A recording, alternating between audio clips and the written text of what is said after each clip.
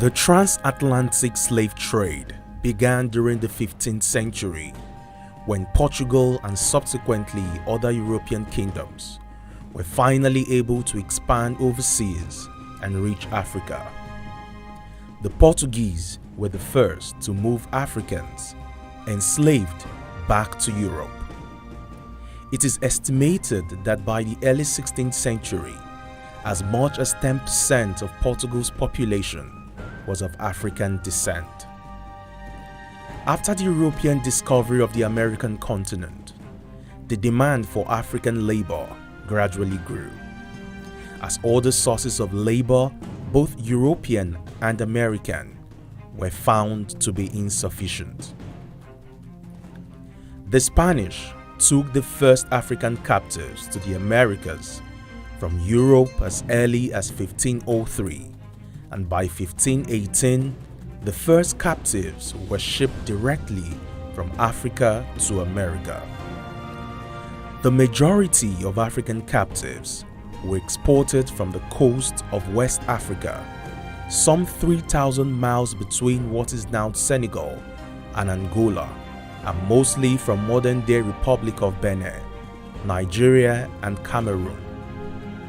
But at the coast of Ghana are a number of ancient castles and forts, marking the beginning of the slave's perilous journey during the era of the slave trade. These fortresses were the last memory the slaves had of their homeland before being shipped off across the Atlantic, never to return again. I was there in one of the castles to capture this story, the Cape Coast Castle. Originally built by Sweden in the 1650s, then shifted to the Danish, then the Dutch, and then became an English possession by the 1660s. In the castle's early decades, trade revolved around gold, wood, and textiles before English merchants began to seek captive Africans in large numbers.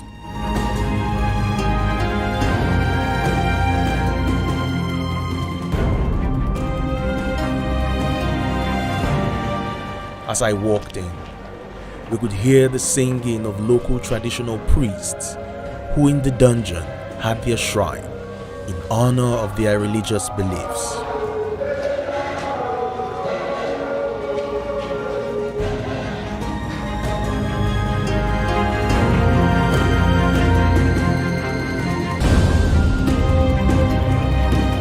My tour guide told me how much slaves were held in the castles, where the slaves came from, and how they were held captive before being shipped off into Europe and the Americas.